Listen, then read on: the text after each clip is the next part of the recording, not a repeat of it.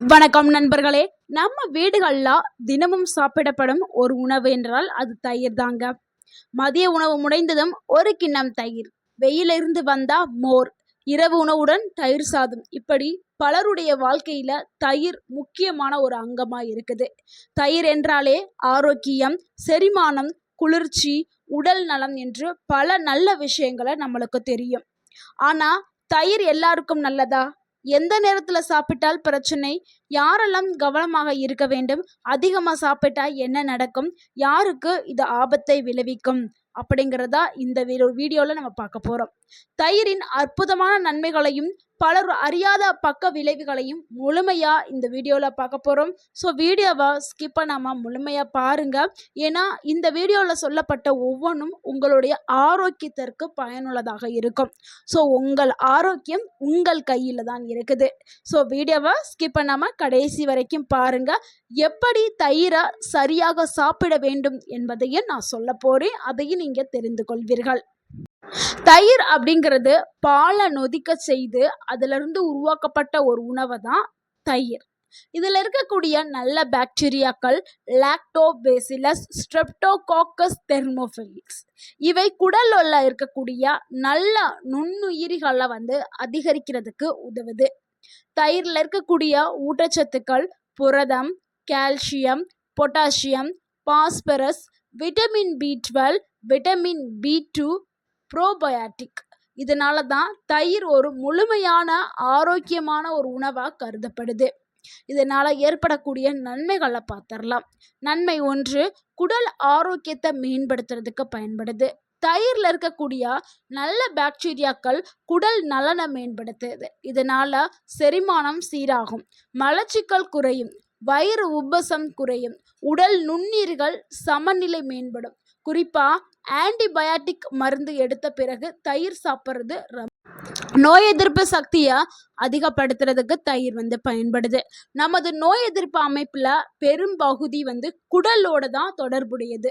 So குடல் ஆரோக்கியமாக இருந்தால் உடல் பாதுகாப்பு அதிகரிக்கும், தொற்றுகள் குறைய ஆரம்பிக்கும், உடல்ல சக்திகள் உயர ஆரம்பிக்கும். ஸோ நோய் எதிர்ப்பு மண்டலத்தை வலுப்படுத்துறதுக்கு தயிர் பயன்படுது. அடுத்து 3வது நன்மை, எலும்புகளை வலுப்படுத்துறதுக்கு தயிர் பயன்படுது. தயிர்ல அதிக அளவு கால்சியம், பாஸ்பரஸ், புரதம் இது எல்லாமே இருக்குது. இதனால எலும்புகள் வலுவாக்கப்படும், பற்களுடைய ஆரோக்கியமும் சிறப்பாக இருக்கும். முக்கியமாக வயதானவர்களுக்கு எலும்பு தேய்மானம் இதெல்லாம் ஏற்படும், அதை சரி செய்யறதுக்கு தயிர் பயன்படுது. அடுத்து 4வது நன்மை, உடல் சூட்டை குறைக்கிறதுக்கு தயிர் பயன்படுது. கோடை காலத்துல தயிர் அல்லது மோர் குடிக்கிறது உடல் வெப்பத்தை குறைக்கும், நீர் இழப்பை தடுக்கும், சோர்வை குறைக்கும். இதனால தான் நம்ம தயிரை எடுத்துக்கிறோம். அடுத்து 5வது நன்மை, இரத்த அழுத்தத்தை கட்டுப்படுத்த தயிர் உதவுது. தயிரில் இருக்கக்கூடிய பொட்டாசியம் சோடியம் தாக்கத்தை குறைச்சு இரத்த அழுத்தத்தை சமநிலைப்படுத்துறதுக்கு உதவுது. அடுத்து 6வது நன்மை, உடல் எடையை கட்டுப்படுத்த தயிர் உதவுது. தயிரில் இருக்கக்கூடிய புரதம் நீண்ட நேரம் பசி வராமல் தடுக்கிறதுக்கும் அதிகமாக சாப்பிட்றத குறைக்கிறதுக்கும் பயன்படுது. இதனால உடல் எடை கட்டுப்பாட்டில் இருக்க உதவும். இப்போ கவனிக்க வேண்டிய பக்க விளைவுகள் பார்த்துடலாம். பலரும் அறியாத உண்மை என்னன்னா, தயிரை தவறான நேரத்தில் அல்லது அதிகமாக எடுத்துக்கிட்டால் சில பிரச்சனைகள் ஏற்படும். ஸோ அது என்னென்ன பக்க விளைவுகள் அப்படிங்கிறத இப்போ நம்ம பார்க்க போகிறோம். இப்போ நம்ம தயிரோடைய பக்க விளைவுகளை பார்க்கலாம். அதிகமாக சாப்பிட்டால் பக்க விளைவு ஏற்படும்ல, அதே மாதிரி தவறான நேரத்தில் சாப்பிட்டாலும் விளைவுகள் ஏற்படும். ஸோ அதனால பார்க்க போகிற முதல் விளைவு என்னன்னா, சளி மற்றும் மூக்கடைப்பு அதிகரிக்கலாம். சிலருக்கு தயிர் சாப்பிட்ட பிறகு சளி, மூக்கடைப்பு, தொண்டை எரிச்சல் போன்றவை அதிகரிக்கலாம். குறிப்பாக இரவுல குளிர்ந்த தயிர் சாப்பிடுபவர்கள் ரொம்ப கவனமாக இருக்க வேண்டும். ஏன்னா அது பிரச்சனைகளை ஏற்படுத்தும். ஸோ இரவு நேரங்களில் தவிர்த்து சாப்பிட்றது ரொம்பவே நல்லது. அடுத்து 2வது பக்க விளைவு என்னன்னா, லாக்டோஸ் ஒவ்வாமை இருக்கிறவர்களுக்கு பிரச்சனை ஏற்படும். சிலரால பாலில் உள்ள லாக்டோஸ் சர்க்கரையை செரிக்கவே முடியாது. அவர்கள் எடுத்துக்கிட்டாங்கன்னா அவர்களுக்கு வயிற்று வலி, வயிற்றுப்போக்கு, வாய்வு தொல்லை, வயிறு உப்பசம் இதெல்லாமே ஏற்படலாம். ஸோ அவர்களும் ரொம்பவே கவனிச்சு தான் தயிரை பயன்படுத்தணும். அடுத்து 3வது பக்க விளைவு என்னன்னா, சைனஸ் பிரச்சனையை மோசமாக்கலாம். நீண்ட நாட்களாக சைனஸ், ஒவ்வாமை, சளி இருப்பவர்கள் அதிகமாக தயிரை எடுக்க எடுக்க சில நேரங்களில் அவங்களுக்கு பிரச்சனை ஏற்படுத்துறதுக்கு வாய்ப்புகள் அதிகமாகவே இருக்குது.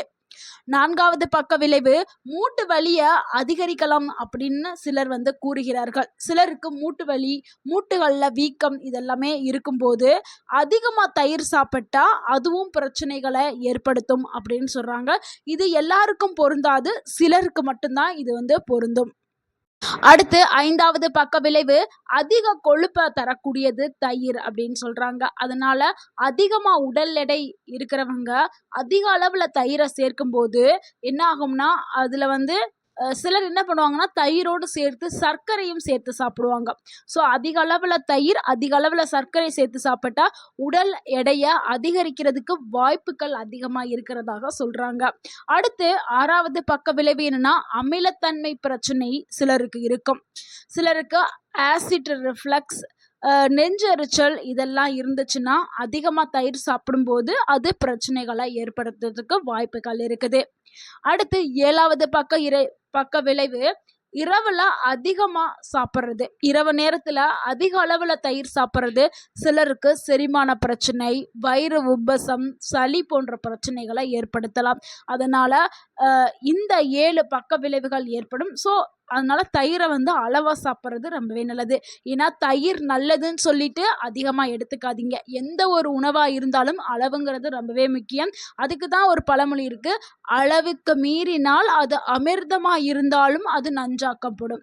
ஸோ அளவோடு சாப்பிட்டால் அது மருந்தாக நம்மளுக்கு வேலை செய்யும். அளவுக்கு மீறினால் அது நஞ்சாக மாறி நம்ம உடலுக்கு பலவிதமான பிரச்சனைகளை ஏற்படுத்தும். ஸோ இப்போ யாரெல்லாம் ரொம்ப கவனமாக இருக்கணும்னா தயிர் எடுக்கும்போது லாக்டோஸ் ஒவ்வாமை இருக்கிறவங்க, அடிக்கடி சளி பிடிப்பவர்கள், சைனஸ் நோயாளி, செரிமான பிரச்சனை இருக்கிறவங்க, சிறுநீரக நோயாளிகள் மருத்துவருடைய ஆலோசனை கண்டிப்பாக அவசியம். ஏன்னா தயிர்ல கால்சியம் இருக்குது. அதனால சிறுநீரக நோயாளிகள் தவிர்க்கிறது நல்லது. அப்படி நீங்க எடுக்கணும்னா உங்களுடைய மருத்துவர்கிட்ட நீங்க ஆலோசனை பெற்றுட்டு எடுக்கிறது. அடுத்து தயிரை சரியான முறையில் எப்படி சாப்பிட்றதுன்னு பார்த்துடலாம். அதாவது காலை நேரத்தில் தயிர் எடுத்துக்கிறது மிகச்சிறந்தது, ஒரு சிறப்பான நேரம்.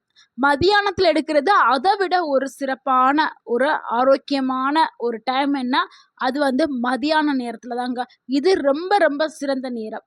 இரவில் தவிர்க்கிறது ரொம்பவே நல்லது.